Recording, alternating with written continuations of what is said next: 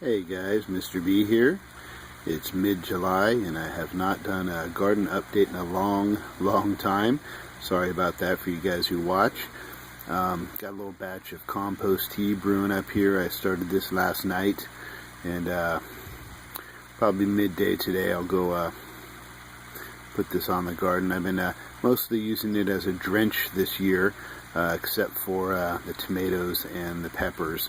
I found last year when I was spraying it on things like my cucumbers and some of my melons and things like that, I ended up getting some mildew on them. Not the powdery kind, but kind of like a black kind. It was showing up underneath the leaves and things like that. So this year I'll just keep, as far as the cucumbers, melons, things like that, I'm just going to keep this as a drench and then put it in my sprayer to put on my other items, my peppers, tomatoes, my apple tree, things like that.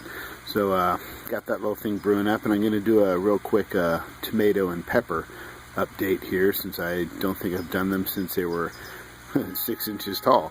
So let me get over there and show you that.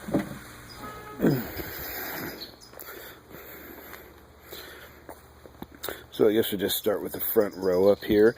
These two guys here are the white devil's tails that I got from Scott. They're looking pretty good. Looks like somebody's been chewing on a leaf there, but they're starting to put out some leaves. They kind of got a little yellow to them. This little section of the garden had some yellow to my peppers last year too. And it's strange, it's only a few feet away from the section of the garden that's real green, but I put all new compost in here and azomite and everything, but just kind of funny, these got a little yellow tint to them. These are the Bahamian goat peppers. They're starting to get some buds on them too. And these are the fish pepper. These are real cool. These are have variegated white and green leaves. If I can get my focus in there. Cool little pepper. It looks like the peppers are kind of a variegated stripe to them also. So those three varieties right along there, those were all from Scott at the garden pit. He gave me seeds for those. These are jalapenos. These came from my seeds from last year that I saved, so they're doing pretty good too. That's a jalapeno there too. And then these are cayennes from my seeds from last year.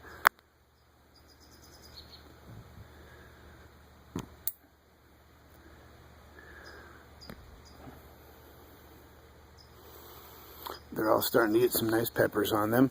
Then this guy in the back here, these two here, these are the Piment de Esplete. They're getting some pretty nice peppers on them.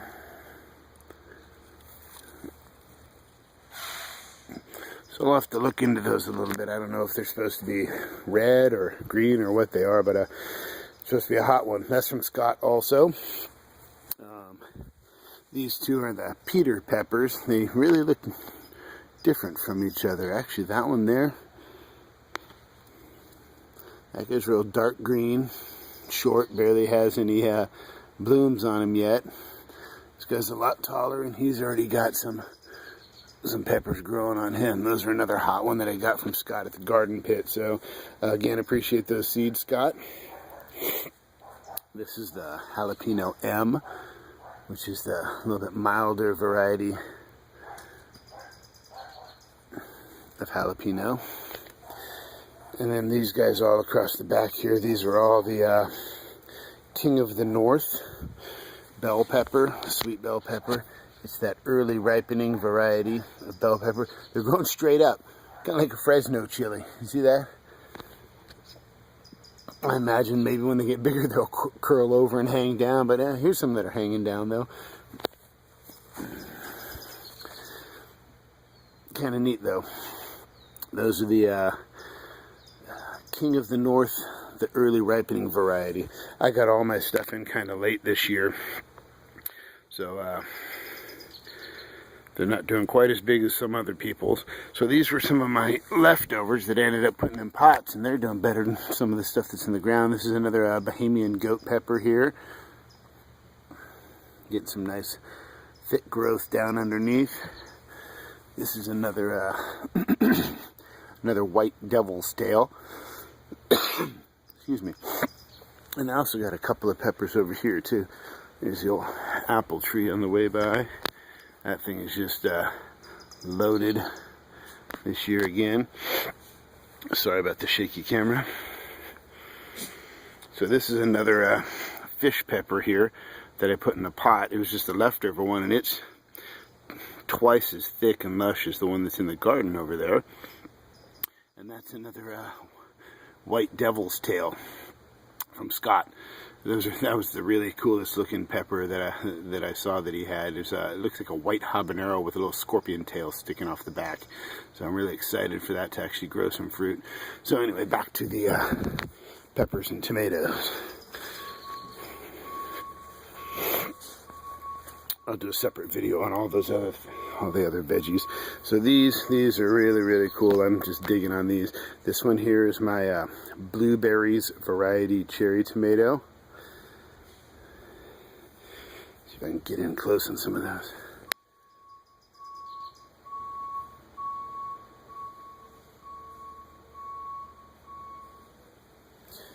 Hopefully that's focusing. It looks like it's focusing on the stuff behind there. I'm sorry for that, but so it's that blueberries variety of tomato from Wild Boar Farms. He sells his seeds through the rareseeds.com. I just got them over at the Petaluma Seed Bank downtown. This one here is the Sweetie variety. It's the cherry tomato. It's really pumping out a lot of blooms. You'll notice that my neighbor finally cut his gigantic tree. Oh my gosh, it's so nice. I'm getting all this sun now from the morning. I'll get all day sun here now. It just happened about 2-3 weeks ago, so that's great. These are also the Sweeties. As you can see, I'm single stemming them up to the 2x2 up there. And I just grow them around the string on their way up. Excuse me. This is more of the Sweetie variety. I actually double stemmed them. I took the main stem and put it up the string, and then I took the first sucker and wrapped it up the string. I'll show you in just a second. I'll go around to the other side. So these are the Cherokee Purples. They're starting to come in. Not purple yet, obviously. These two have been the poorest variety so far. This is the gold medal. Let's see if I can find a branch here. They're literally dropping all their blooms, all the low blooms anyway, but that's what some of my beefsteak variety did last year too. It dumped blooms. I mean, it is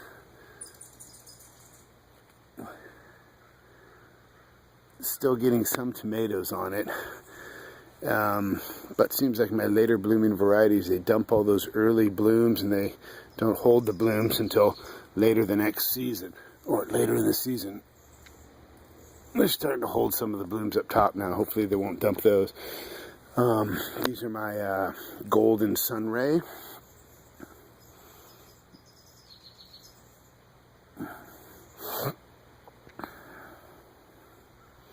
They did really well last year, so hopefully they'll be good again this year.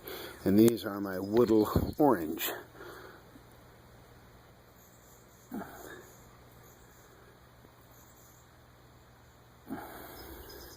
So they're all doing pretty decent. Like I said, I got my tomatoes in pretty late this last year. So let me show you a little idea of how I did the double stem tomato here. So I actually just brought two of the strings down to one single eyelet, just because I didn't want to put in a bunch of new eyelets. So those two strings come up here. And this was the main branch here. And it goes up to that string up there. The first sucker that came off of this branch, it came off of this plant, the first sucker that broke off, I turned that into a whole nother stem, wrapped it, and it's going up there too. So I did that with all of these. You can see right here where it split, main stem, first sucker, both of those go up to the strings. So double stemming. Instead of just getting the single stem amount of tomatoes, We get two main branches essentially. And I did that with all these. See, this one I did kind of on a low sucker, split it up. One goes up there, the other one up here. Let's see if I can get a better view of those purple tomatoes from here.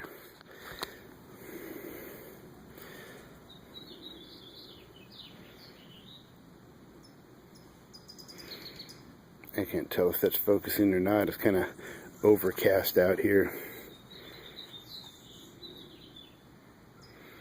Even the stems have little purple polka dots on them. That's going to be a real neat tomato.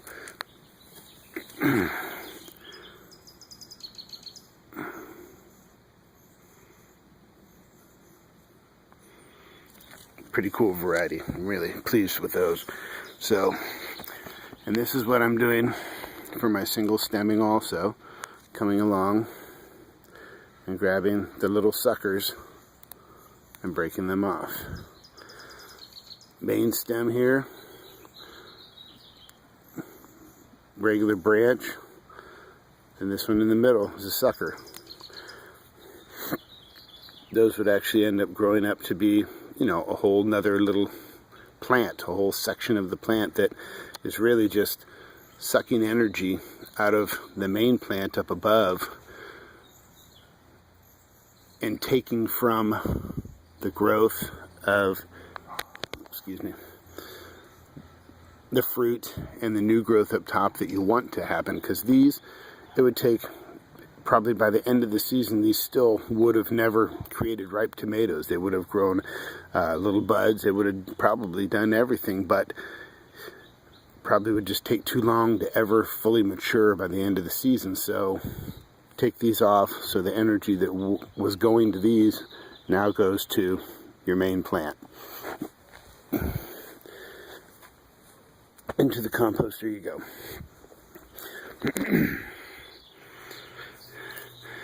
My potatoes are doing really well. I filled up the whole tub. The potatoes were planted way down here, and as they grew, just fill. Dirt's all the way at the top. There's another little thing over there. So once these start to die off, we'll harvest those.